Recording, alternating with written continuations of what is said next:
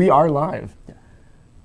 Paul's giving you guys the I'm doing pre-game face. Yeah, the anchor desk.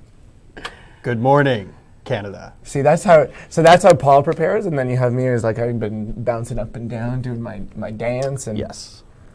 listen, in the first dojo that we did, we were talking to everyone about how see how the sensei's in the back, right? And yes. He has these abs, and he's ripped. Yeah. He's ripped at like, I don't know, he's probably what, 60? So point being is that as I'm practicing for each one of these dojos, I was like, I'm working towards being the sensei himself. Like right now, I'm just a sensei, a code sensei. A code sensei, And yes. my esteemed colleague here, Paul LeBerge, is an app sensei. I try. Or should we call you an app marketing sensei for the purposes of this particular dojo? In this context, we can say that. Fair enough. I am not a social media guru, and I can't get you SEO and Twitter followers. That's a different sort of discussion. This is app marketing and ways to make your app really pop. I didn't even realize people still do SEO. Is that like, I thought search engines were smarter than that at this point. Probably, but you'll see them on Twitter everywhere. Fair enough. Yes. So, actually, before we get into that, because he's like, all ready to go, already talking about app marketing. Yeah. We got to talk about Code Kwon-Do. Let's do it. Just in general, right? So, now assuming you guys have actually been tuning in for all of these dojos, but if you haven't, that's perfectly cool. You can watch all the older ones on demand on Channel 9, so that's fine. And you will be able to see this one afterwards, since I know we always get that comment on the chat. Will this be available afterwards? Absolutely. And if you're watching this on demand, well, then you already know that, so it's all good. There you go, yeah. But can't start a dojo without talking about the awesomeness of this year's developer movement, aka Code Kwon-Do, because, wait for it, here's the line, don't code. Or actually, I screwed it up. Cut, can we do that? No, we can't, because it's live. Anyway, here we go. Okay. Don't just code Kwon-Do. Clever. Okay. Anyway, but what is it? So, similar to previous years, and if you haven't participated in developer movement in previous years, and this is your first one, well, that's actually even better, because this year's is actually quite awesome. Yeah. Basic premise, you build apps. You build Windows 8 apps, you build Windows Phone apps, you put them with backends in Windows Azure. I was going to say, don't forget the services. Well, you can't. Nope. You can't. Modern apps are all about the services. And actually, since you bring that up, make sure that you join me also next Monday, because we're going to talk about that which powers them all. There you go. AKA the cloud. But anyway, so point being, you build these apps, you get rewards. Well, actually, you get points, which you then can redeem for rewards. Now, the more apps you build, the more rewards. There you are. I was just making sure. That wasn't scripted. I was just making sure that he's paying attention. So, of course, you want to know what kind of rewards. So, if we look at what these kind of rewards are, very simple. Check it out. Shaker bottles, blah, blah, blah. Okay, nobody really cares about that. But let's scroll all the way down here. Check it out. I see some stuff I like.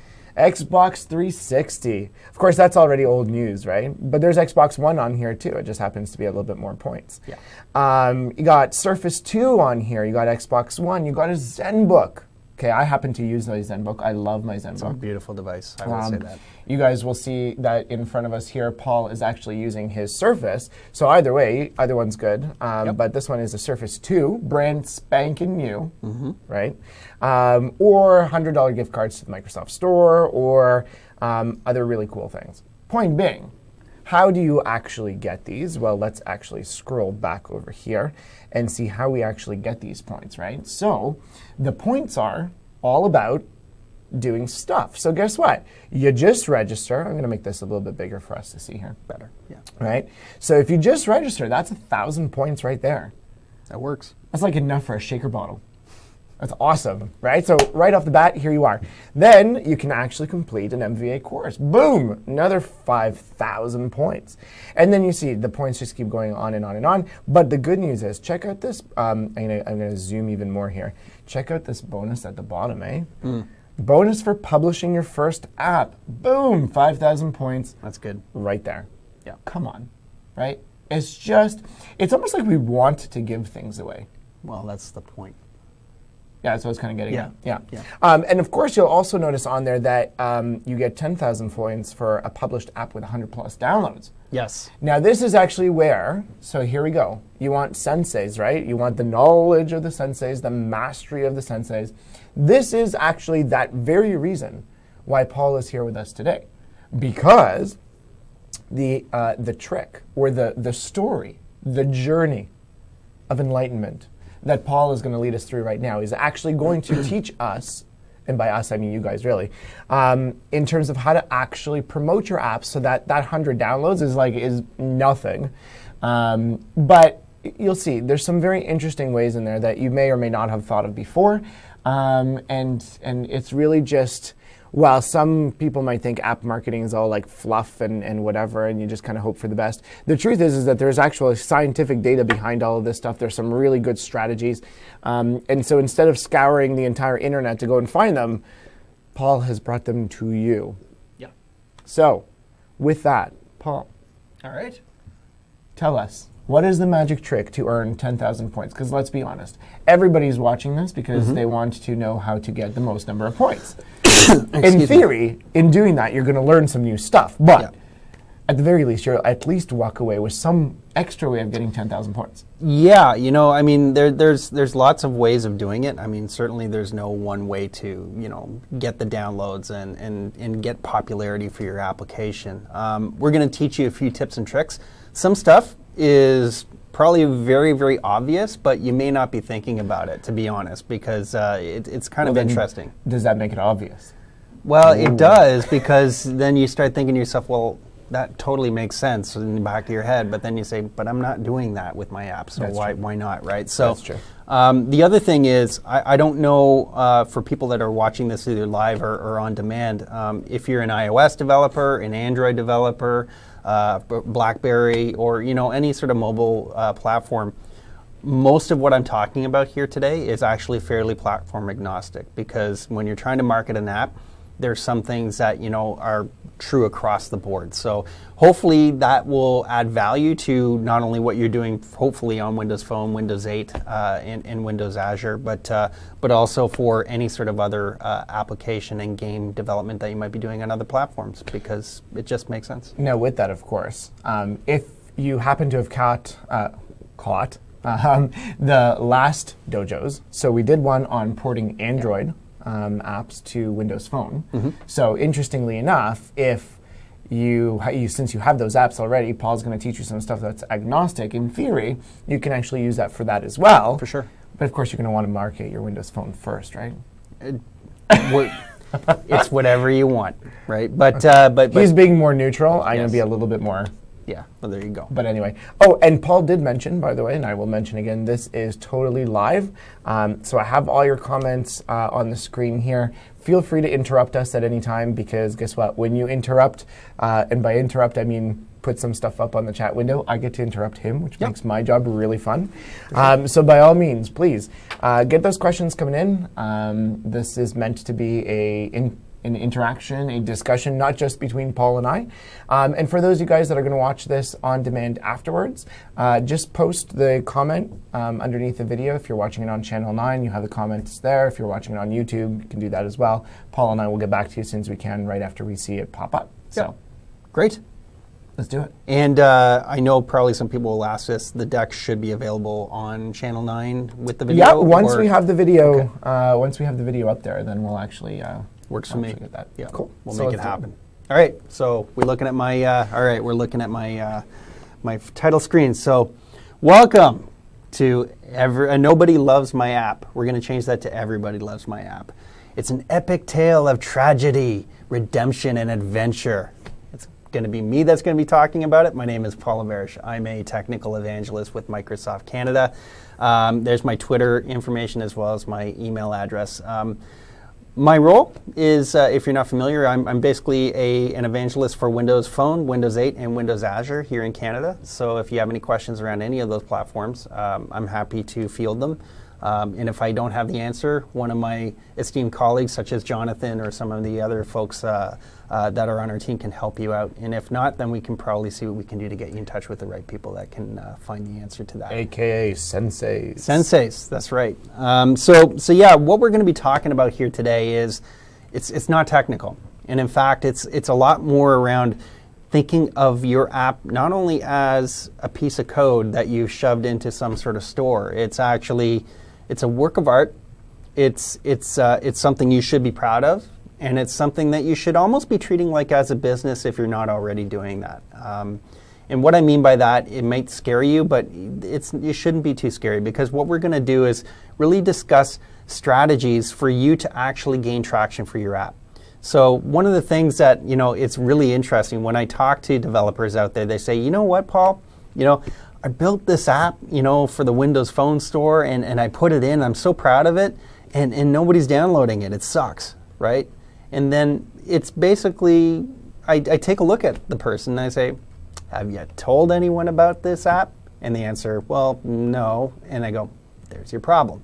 So there is a fallacy out there that, if you build the app, people will come, right? Especially given the fact that you have, multiple apps in these stores today, right? So obviously, iOS, the Apple App Store, the Google Play Store, the BlackBerry App World, as well as Windows Phone Store and Windows Store, they all have lots of apps out there. And getting traction, getting your app noticed, and beyond just getting noticed, downloaded and used, is not something that is a trivial task. And as a result, what we want to do is really drive home some of these lessons that can help you as an app developer really sort of pop out and really sort of strategize how you're going to actually go to market, if you will, with your application to your user base and potential users.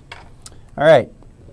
So I've set this up into 3 different sort of areas, and we'll take a break in between each volume, as I call it. So I'm using a little bit of skeuomorphism if you're in the design crowd around, using a book as the way to sort of talk about this. We're going to basically talk about it in 3 different areas so that, we'll take a 10-minute break in between for bio break or whatever it is that you need. And the first one we're going to talk about is really talking about setting the stage. So the prologue is, let's talk about this. You built an app, truth kind of hurts, right? As I said before, most apps don't get downloads. They don't get the love that people are expecting out of the apps because of the fact that some of these users simply just don't know anything about the app. It's a sad state, but it is true, right? It's very, very tough to get people to notice your application. And beyond that, get them to download it. And then beyond that, get them to use it on a regular basis so it doesn't become something that gets orphaned on a phone or on a tablet or whatever it is. Or even worse, gets deleted and never downloaded again. So that's really the truth of it. And it's a sad truth, but it is a truth. And let's talk a little bit about some statistics around each of these stores. So I mentioned the Apple Store, the Google Play Store, BlackBerry App World, and the various different Windows stores out there. You take a look. This was, I think, as of earlier this year, these stats, so they've probably grown quite a bit since then, to be honest. We're almost at 1 million in the Apple App Store. It's a lot of apps, right? Google Play is at around 1 million as well, probably a little bit more than that. And then you can see the Windows Phone Store, which is at 175K there. It's actually probably closer to around 180 at this point. And then above 100K for the Windows Store. And then you obviously have the BlackBerry App Store at around 120,000 for the BlackBerry 10 platform. It's a lot of apps. And getting your app noticed in that sea of apps is very, very difficult. So there's lots of things you can do to actually stand out, to actually make yourself feel like it's something that people are going to want to download your app, but also be able to find it. So let's think about that. So here is some other stats. So a Deloitte report on app downloads. So a mere 20% of all apps in the stores get to the 1,000 download threshold. So 1 in 5. And in fact, that seems a little high to me even, to be honest. It's very, very difficult. So we talk about, for example, getting to the 100 download threshold for a developer movement, Code Kwon-Do, right? That's nothing compared to reaching the 1,000 download threshold. Some of you are maybe following us today or online on demand may have already reached that with their apps. And in fact, we've seen a lot of app developers in Canada have a lot of success on Windows Phone and Windows 8. with their applications, but not everybody has that. And I think the reason for that is because people really aren't thinking about their application in a strategic way. What are you doing to make sure that developers, or not developers I should say, but users really understand and know what your application is all about? What are the things that you can do to garner interest in getting a user to download that application? All those types of things are really, really important. And then beyond that, it's the experience that the user has within the application, right? That keeps them coming back. Not just try it once and then discard it type of thing. So it's very, very difficult to get to that. Hopefully, throughout the rest of this session, you'll get some ideas around how to do that. So let's talk about motivations, right? So why did you get into mobile development, right? Mobile development, I mean that as tablets, so Windows 8 as a mobile application platform, because yes, Windows 8 is absolutely a mobile OS. Certainly is with tablets, and then you're even finding it with the 8-inch tablets as well, which becomes even more mobile. Windows Phone, iOS, Android, BlackBerry, all those types of things, right? Why did you get to it? So here's some interesting things that we found, and this is in order from this is statistics from a report by Vision Mobile. There's really kind of an interesting sort of thing that you see here, right? So why did you get into it? This is in order of the popularity of the answer. And the first one was sense of achievement. Well, that's kind of interesting, right? There was a challenge for you to actually build an application, and maybe that was a personal challenge. Maybe you were taking on a bet from some friends or family. Who knows, right? But ultimately, you feel that the first reason why you actually decided to get into mobile development was because you thought it'd be cool and you challenged yourself to do it. That's kind of cool. Second, it's being recognized for your work, right? So popularity. That's kind of interesting, right? So, being known for the fact that you've actually built this application is kind of a cool thing as well, right? So you gain some notoriety. You have the ability to ride that wave, maybe put it on your resume even or something like that. So there's that.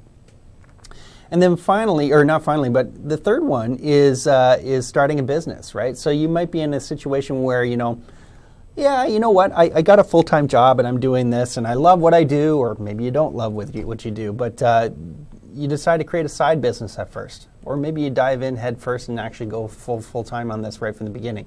Very few people do that, but some do. But, starting a business, you want to be a startup. And the interesting thing is when you're actually building an application, automatically you are a startup of sorts. I was just going to say it, and most people don't even think about that. Everybody has apps out there, and you know what?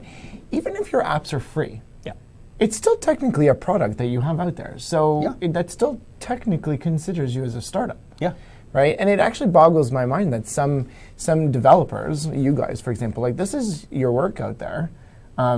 It's all of this stuff that you've put into. Mm-hmm. Now, I'm not suggesting you have to always put a price tag on it, but there is always value to it. Oh, for sure. Right? Yeah. And so you might as well actually call it a startup. And more importantly, let's say even if you put the startup part aside, for those of you guys who are more the freelancer type people, guess what? That's actually your online resume.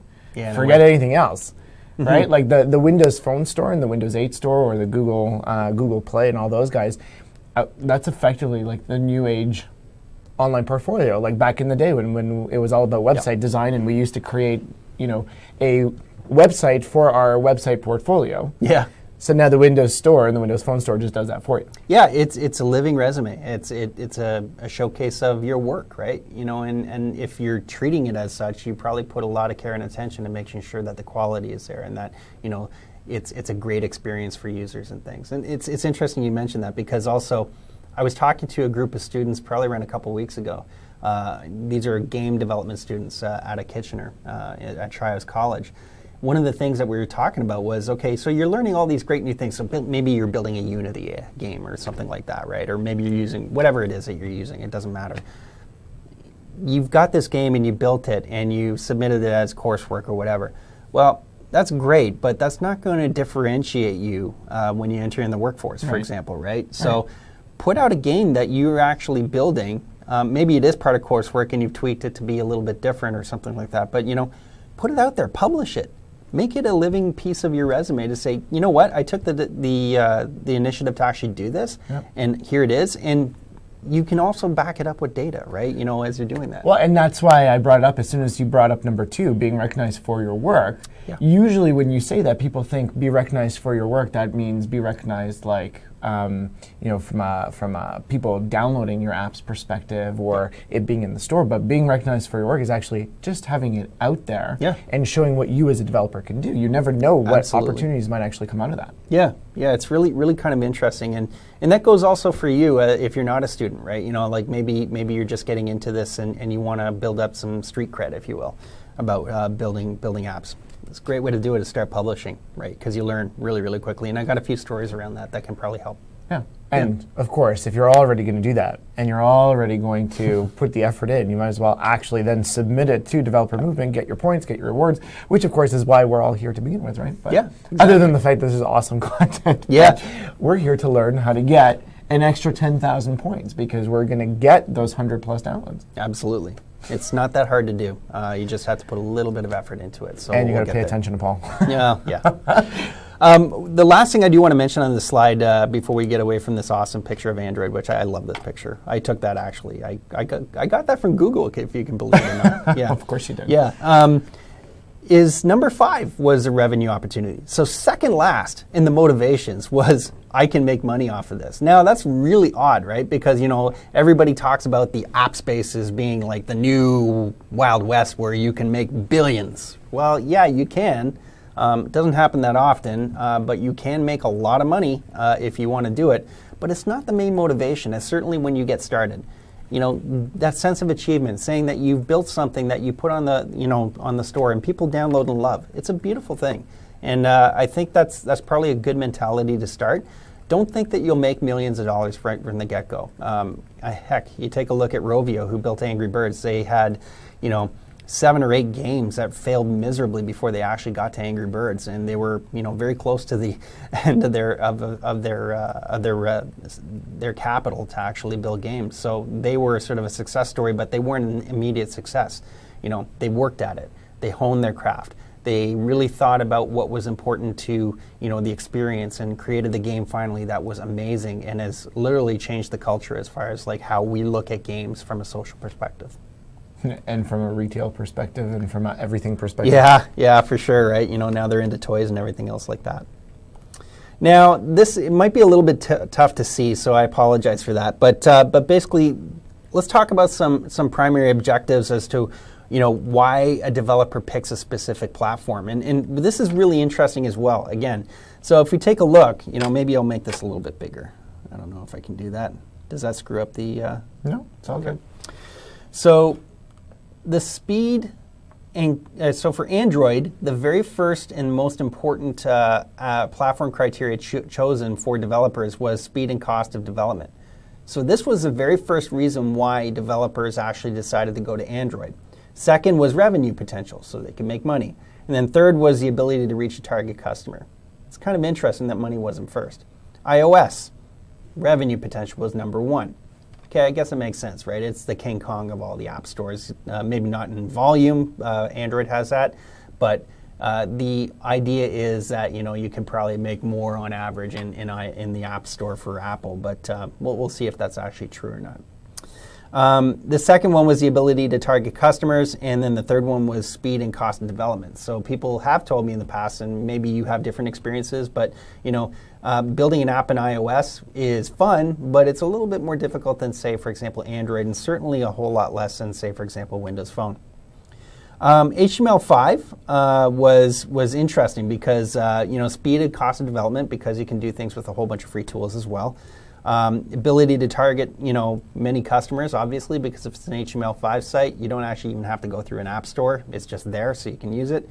And the weird thing was, number 3 was documentation. So there's so much documentation on how to build for HTML5 that it made them, they read up on it and got excited and decided to do it. Windows Phone. No surprise here in a lot of ways, to be honest, that speed and cost of development is number 1. Time and time again, I've talked to developers, and they've said that, Windows Phone is the best platform to actually build applications and games because it's so quick to actually do that. The second one was the rich platform and APIs. So, Microsoft, love us or hate us, we do know our APIs. We are very developer focused in a lot of ways. And we have very rich sort of capabilities that allow you to do things very quickly so you don't have to reinvent the wheel, right? So all those APIs are already set up. So I know how you said it's a given, or it's no surprise that for Windows Phone it is about the skills and all that kind of stuff. But what I find actually quite interesting is that unless you've actually tried it, not everybody actually realizes that all the skills transfer over from everything else.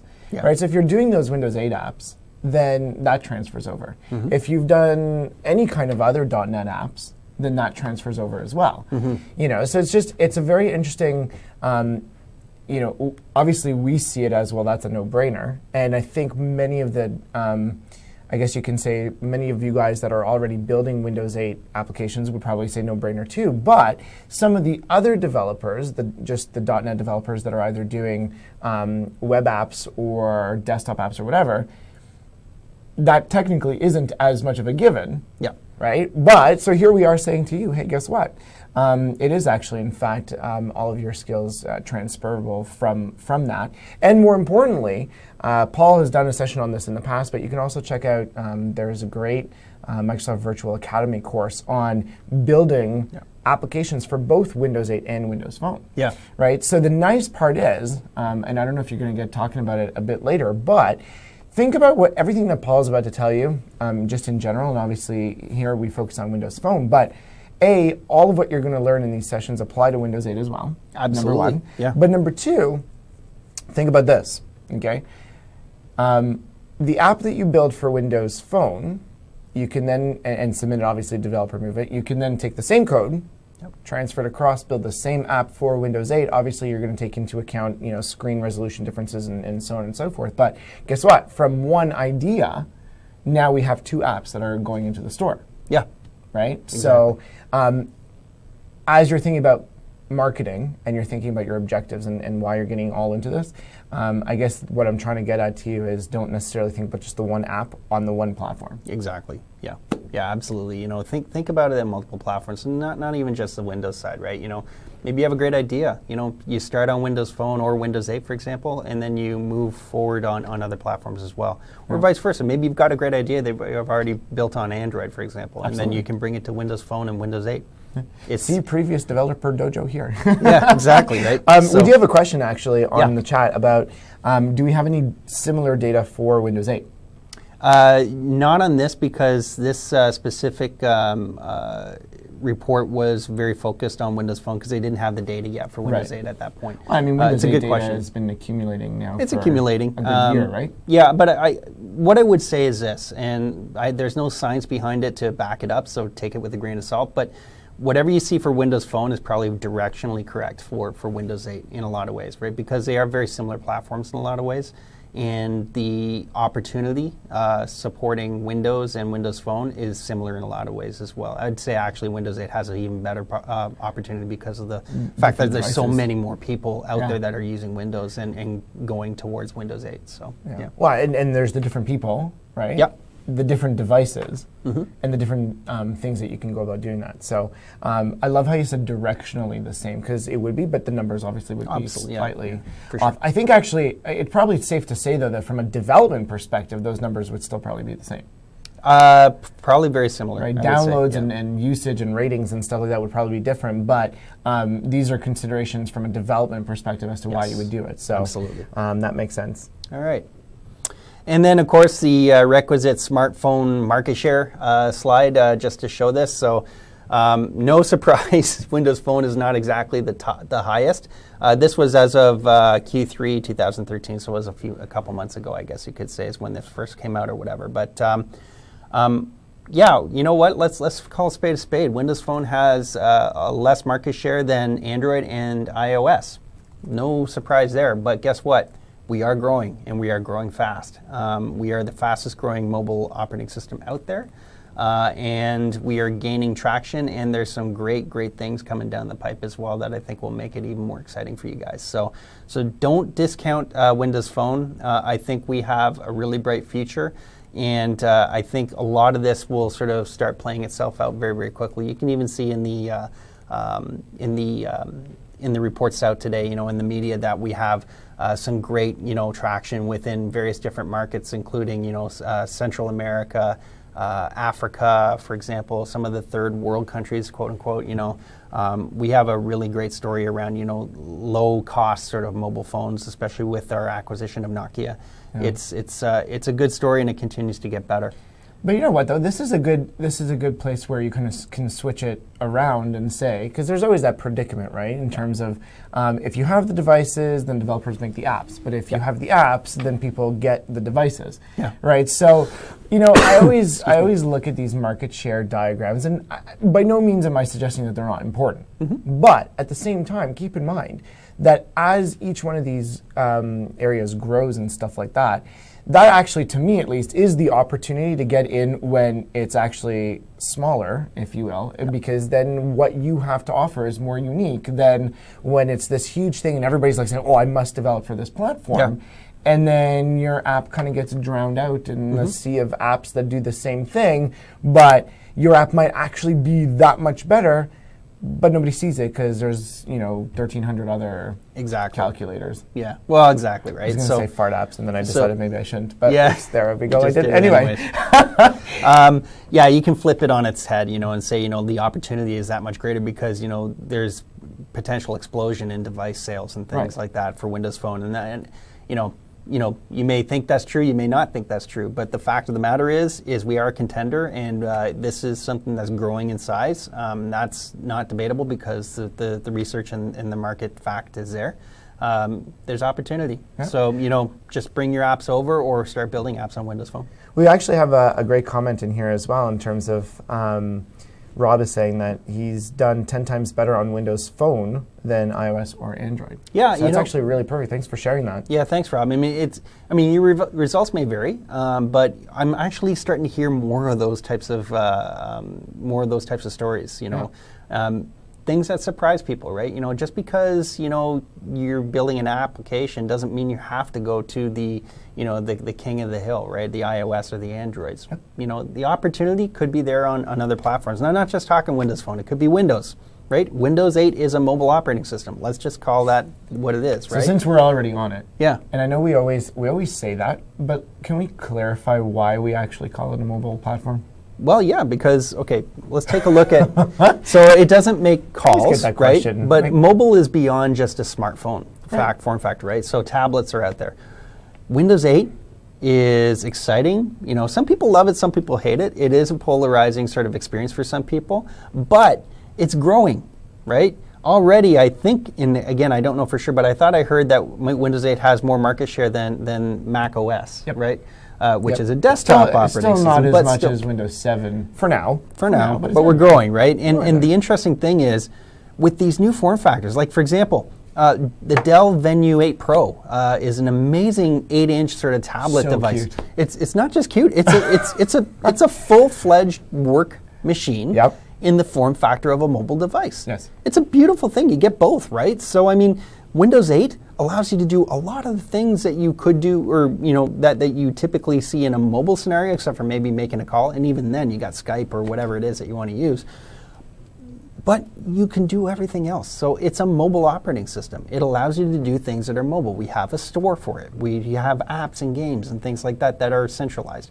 Or you can install things, on your own if that's what you want as well. So don't ever think that Windows 8 is not a mobile operating system. It absolutely is. But we're started getting further away from it, and I do want to get to the slide. I had to make sure that we covered that because a lot of people wouldn't necessarily think of Windows 8 like that. No, they because don't. You assume, like you said, as soon as you said mobile, that means phone, which it actually doesn't. Yeah, Windows 8 is not your parents' Windows. Let's put it that way. So, all right. One way to put it. My parents didn't have Windows. Well, there you go. My parents had DOS. I had DOS too at one point. But anyways. We digress. So let's take a look at revenue. So this is average revenue per app. Now, you can take a look at iOS. The average revenue per app is around $5,200, and its pay per download is the most the most often used revenue model, right? In-app purchase to an extent as well. Android is all about advertising, and they make around $4,700. And these are U.S. figures, by the way. and it's pay per download as a secondary. Windows Phone, this actually surprised me when I saw this. It's like $3,600 on average per app in-app advertising and pay per download. Now, the interesting thing about this, the reason why you don't see in-app purchase is because in-app purchase was really only introduced in Windows Phone 8. So we were a little bit behind in that. But we're actually seeing that in-app purchase is becoming a very important component to the revenue model or the business model that you might have around generating revenue for your Windows Phone apps. And I think, again, directionally correct for Windows as well. I think you can see that. And then obviously, you have HTML5 at around $2,900 and $1,200 for BlackBerry 10. But these are averages, so they're not, your results may vary. And to be honest, like, every single one of these platforms will skew things because certain apps will make mint. They will make lots and lots of money. And then others will make nothing, right? So the interesting thing that this does show is the fact that there is an opportunity to actually get revenue from this if that's what your motivation is. But at the same time, it's not easy because there's so many apps out there in each of these stores that you need to do the things like we're going to talk about around how to actually get to that revenue that you're hoping to get to. Okay. All right. Chapter 2. I almost feel like every time we do these chapter ones, there should be like a, dun dun dun. Yes, yes. Some that's sort right. of cliffhanger music. Yeah. Dun dun dun. Yeah. Chapter 2. All right. Oh, so let's my spread hero. idea. Okay. I love this. This is awesome. I think this is one of the best graphics around. I mean, just take a look at Shatner, right? He knows he's the thing, right? I'm not going to say the word that I was going to say. I'm like a card kind of guy, but yeah, Kirk works too. I like Kirk. Kirk's suave. But, let's take a look at this, right? So we're talking about app ideas, just to set the context here, as you can see, we saw from the chapter title page. But the reason why I put this on here is, Captain Kirk knows he's awesome, right? He can't hear you because of the sound of how awesome he is, right? That's pretty cool. Now, let's put this onto the idea around applications, right? Is your application awesome? Is your app idea awesome? Let's get more to the point. Is it? Maybe. Are we allowed to say hell yeah? Yeah. Okay, you can say that. It's inappropriate. Okay, but let's talk about why I'm saying this.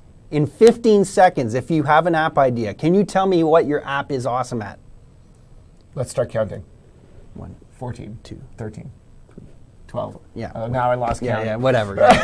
So the answer here, this is interesting because a lot of, I would assume that you think you have a great idea if you've actually thought of it and you're actually going to think about building an app for it, right?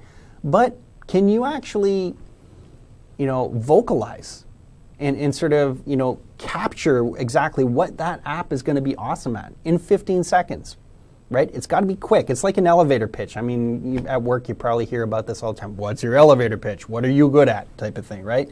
Well, same thing goes for your app. If you can't tell me within 15 seconds what your app is awesome at, if I'm in a conversation with you, you've lost me, right? You have to have this down pat. This is your mantra, right? Because if you don't know this, then you already lost the game because you don't believe in your app. Or you haven't put the work in to really think about what your app is going to be amazing at. Because this will be your focus when you're actually building and designing and publishing your app. So now, does this apply to, wait, go back. Give me Kirk again. Yes. I like having him on the screen.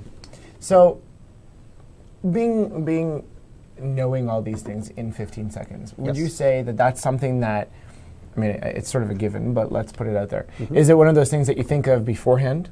Or you're going to go in, you're going to spend all that time and effort and achievement and everything that you had before, and then figure out what your app is good at? So my answer is ideally you should be thinking about this before you even start designing anything. Because it's the developer syndrome. I have an idea. Well, yeah, I gotta go do it. Start coding, right? Yeah, I mean, that's fine, and maybe you did the code before you really thought about what the app was awesome at. It's still a good exercise to go through that process of finding out what your app is awesome at, because you may actually find out that your implementation is not exactly what you envisioned through this, right? So you can actually use this as a focal point to change your application so that you can actually create something that is amazing and will draw users in. And by change, he means enhance.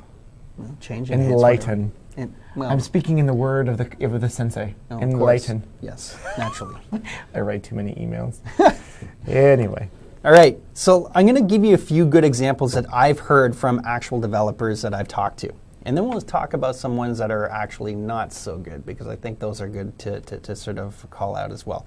There are no names attached to any of these, so hopefully none of you that told me the bad examples are actually here, but we'll see. And So if you are on the chat and it is your bad example, yep, you should just put it, hey, that was me. Exactly, right? So here's a good example that I found, right? So my app is great at finding the perfect rescue pet for your lifestyle from the local animal shelter within 5 minutes. So it's interesting because it has an emotional connection, because if you're an animal lover, you're probably going to want to know more about this app. If you're not an animal lover, well, then you're not going to like the app, but that's sort of, neither here nor there. But it also provides you with actionable information, right? Find a rescue pet, right, for your lifestyle. So you can input your lifestyle, and you can find that pet within the animal shelter within 5 minutes from this app, right? Emotional, actionable, value. Those three things you can find out right away from this. So that's a good example. Here's another one. My app will figure out what object you are thinking of by asking a maximum of 6 questions. That one's brutal. It's interesting, right? I like it. It makes my brain hurt. Well, it's okay. Maybe it's a little bit wordy in some ways, but okay. Well, no, but hold on. I'm saying it makes my brain hurt, but that's actually exactly why I would go download it. Yeah. So it's interesting, right? So there's an emotional connection because you want to stump this thing, right? You want to say, okay, I'm going to give you 6 questions. I bet you can't get it, right? So there's an emotional connection because you want to beat this app. And then the second one is actionable. You basically think of an object. And then the value is whether or not, you're surprised that the app can do it or not, right? So there you go. 3 things right there. Third one that I like.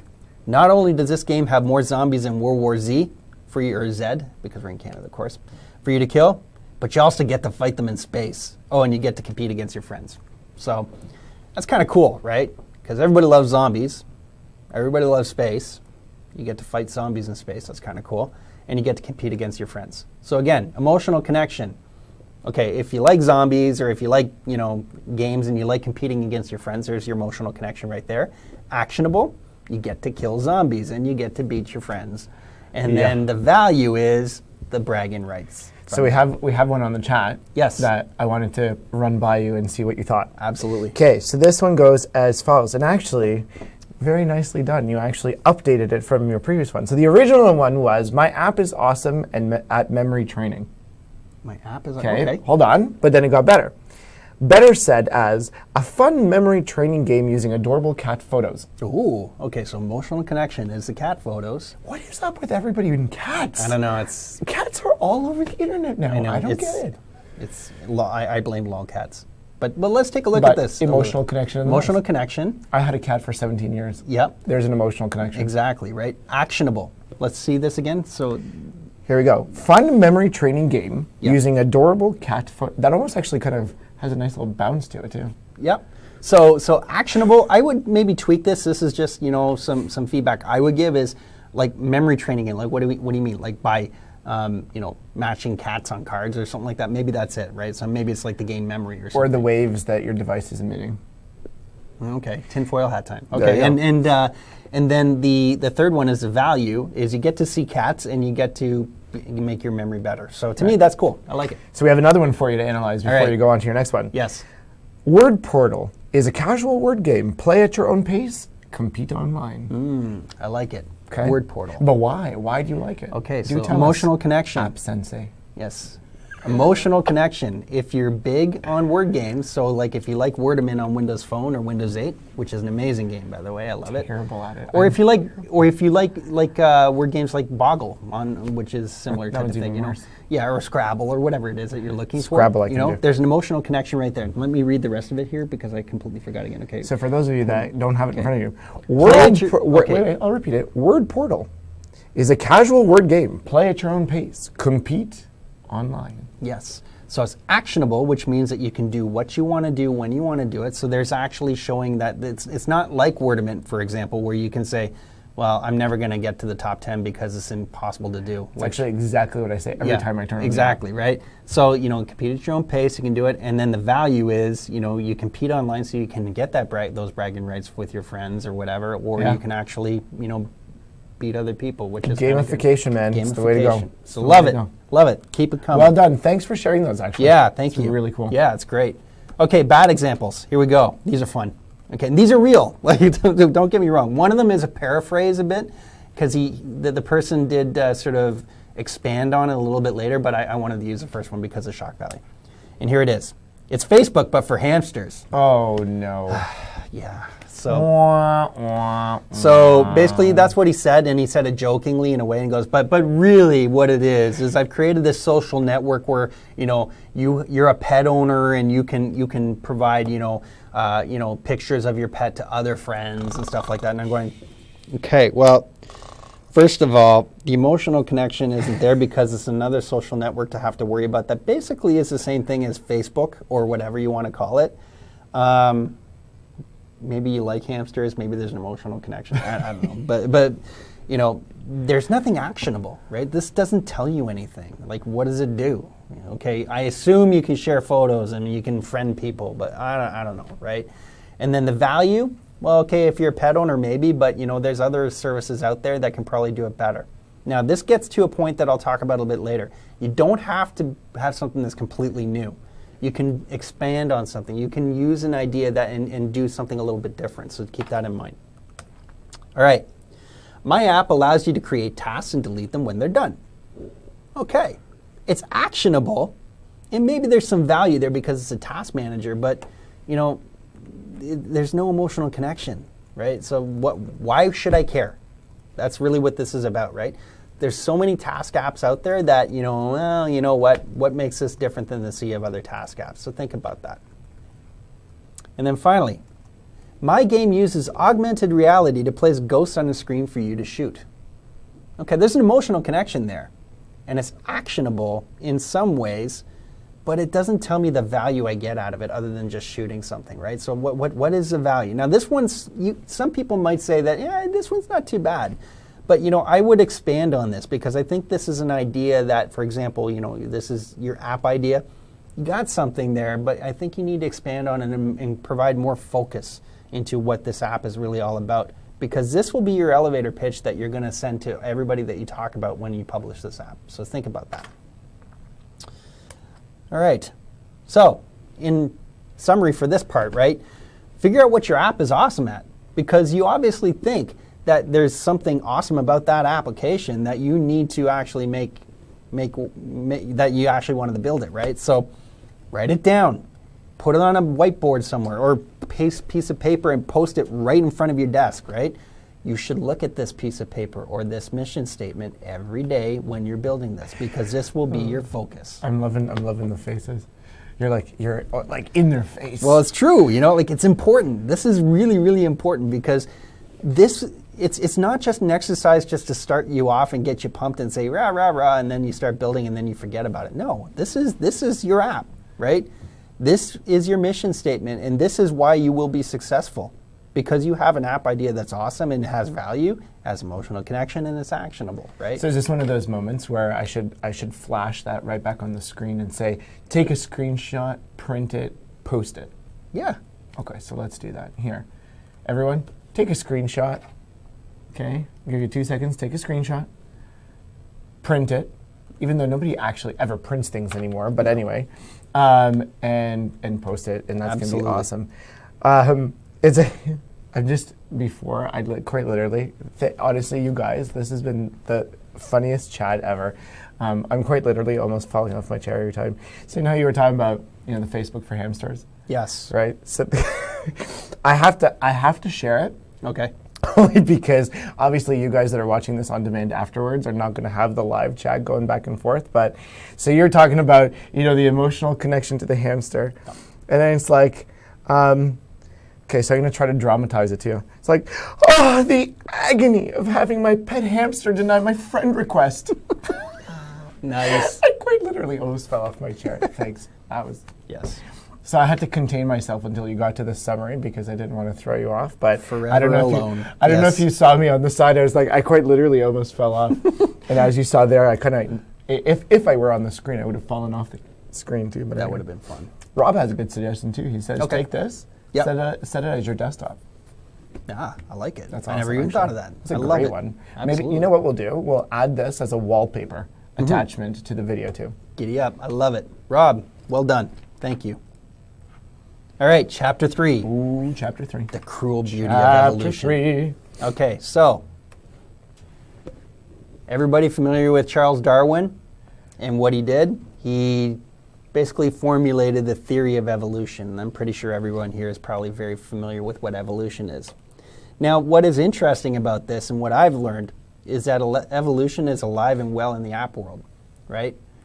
The best apps, the ones that are forever at the top or have longevity, learn to adapt.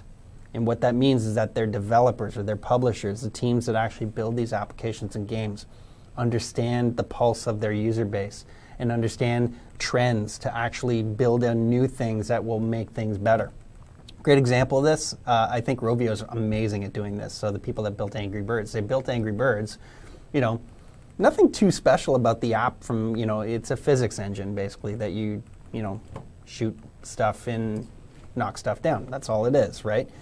But they evolved it over time. They saw an opportunity to, create partnerships with brands that could have an affinity, that they could actually create an emotional connection with people that beyond just what Angry Birds were, right? For example, Angry Birds Star Wars. Or Angry Birds seasons, right? So I'm festive because it's wintertime. So let's talk about a Hanukkah theme, or for example, a Christmas theme, or something like that. Right? Well done. Thank you. Well done, Paul. I try. So creating and evolving your application is really, really important. And your competitors, the ones that are worth their weight, will be evolving their apps. And what I mean by competitors are people that actually have apps that are similar to yours, right? So if you do not evolve and if you do not keep a pulse on what your application is compared to your competitors, you'll lose. Maybe not right away, but you will lose. So you have to keep that in mind, okay? So, gut check time. Let's talk about this. Competition. Can you name the top 5 competitors of your application in whatever, right? In your app store or maybe in all the app stores? This is not a let's do this exercise today. Well, it's not, but it is for the sake of this presentation, right? So think about that, because if you know what your top 5 competitors are, and you determine what the measure is of top 5, because it could be a number of different things, right? You'll have an idea, and this should be probably underneath that mantra of what your app is awesome at. Each of these app names that are your competitors, make sure you keep up to date with what they do, right? Because it's very, very important. And then once you understand what your competition is, how does your app compare? Maybe if even, you haven't coded it yet, but feature-wise, maybe you have some ideas. What is your app great at compared to your competitors? Be honest, right? What is it not good at? Where do you need to improve, and where do you need to go above and beyond what your competitors are doing to actually do that? And then how do others assess your app to the competition? So it's not just about you. Do some focus groups, right? Here's my idea, family and friends. What do you think? Give me the brutal, honest truth, because I don't need the sugarcoating, because I'm actually going to spend time on doing this, and I want to make sure I'm doing it right, okay? And then think into the future, right?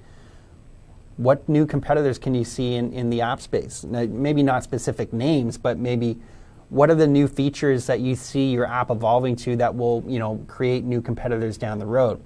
And then can you assess and figure out or anticipate what some of your competitors will be doing with their apps to evolve it over time to try and gain that market share from you as well? All things that are very important. These 3 things you should be thinking about all the time if you want to be serious about actually, kicking some butt with your competitors, because if not, then your competitors, I assure you, at least a few of them are thinking of that. So actually, I love that we're doing these exercises live, and we're actually, I mean, you're guiding everybody through, but what's actually kind of really cool is that on the chat, they're actually using it as a live exercise to go back and forth. Good. Awesome. That's what I love, yeah. Now, for those of you that are watching this on demand, take the opportunity to actually, as Paul's kind of going through all of these different things and kind of having those, hey, you should think about this kind of moment, stop the video, think about it, and then continue on. Because that way, it's almost like treat this as like a live workshop / exercise. You got it. Whenever you want. So yeah, continue on. And if you're not posting it in the chat, that's kind of cool. You want to keep that to yourself. Cool. But it looks like it's a great exercise. So take advantage of it. Great. So I did want to sort of, I mentioned Angry Birds before, but like just to accentuate this point, right? This is a screenshot from the Windows 8 store. So the Windows store, I should say. I did a search for Angry Birds Guide. Not Angry Birds, but Angry Birds Guide. And it came up with 10 apps, okay? It's not that many, but I'm sure there's more on other app stores, for example. But there's 10 apps right there. And say, for example, you decided to create an Angry Birds Guide, you know, level by level. You already have 10 competitors that you have to one-up, right? So somewhat esoteric in some ways. Make sure that you're doing the right things and you really do your research. This is your competition on this platform. Find out what they're good at. Find out what they're not good at, those types of things. Another example, weather. Weather apps are the new hello world of all mobile apps, right? There's a ton of them. So I don't know the exact number on, this is a screenshot from the Windows Phone store, but there's an awful lot of them, right? So you don't necessarily have to go through every single one of them to see if they're good or not. Or where they might be better than yours, but you should probably have an idea as to what your top 5 competitors are. So if you're building a weather app for Windows Phone, the Weather Channel and the Weather Network are probably 2 major competitors that you need to think about. WeatherBug would be another one. WeatherFlow is one that I would probably consider just because it's a fantastic app in of itself. And then another one that doesn't show up here that I'm very fond of is, say, for example, WeatherMaster. I'd take a look at all those types of apps and find out what they're great at, you know, what the app flow is for each of those things. You know, is it detailed? Is it simple? You know, what are the types of things that they're trying to drive home and really think about? Because this is your competition, and this is just on single sort of platforms as well. You may want to think about beyond just your own platform that you're working on. So here's another one. Those of you that might know this, some of you might not. I'm looking, it's funny, when I was going through this exercise, I was going through and thinking about what's something esoteric that you know, I could probably think about and might have some connection with some people here. So back in my days in early high school, I was a Dungeons and Dragons freak. And more to the point, I wasn't so much into D&D as I was into this game called Rolemaster, which also had something called Middle-earth Role-Playing, MERP for short. So I decided to go to the Google Play store. Yeah, it's pretty cool stuff actually back then. I don't play anymore.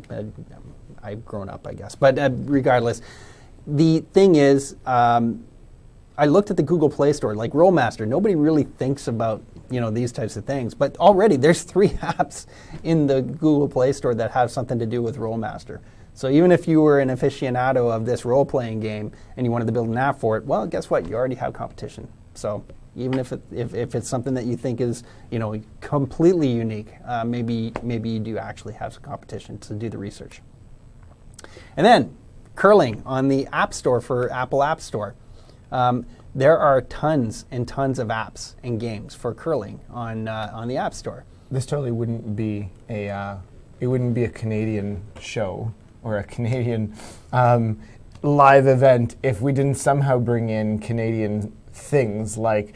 So you have curling right now on the screen. You had hockey before. Did I? You did. Oh, okay. Where? One of the pictures. Okay. Had hockey. Okay. Bing. We were talking about we have some non-Canadian folks on the stream, I guess we would call it, which is fine. Hey, hi, how's it going? Exactly. But it's just very funny how Paul makes everything Canadian. Well, no, the reason, well, yes, but beyond that, it's interesting. Like curling is, you know, it's actually very popular in Canada. If you're not in Canada, you'd probably be surprised at how popular it is in Canada. But worldwide, probably not as popular, right? Hey, it's in the Olympics. It's in the Olympics, and it actually gets a lot of airplay during the Olympics, which is interesting, right?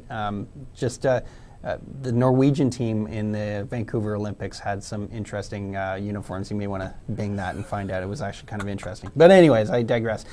The bottom line here is that there's a lot of curling apps, right? So maybe this is something that, maybe you didn't think that there'd be a lot, but guess what? There's a lot of curling apps out there. So already. What's the point in that? Reinvent curling.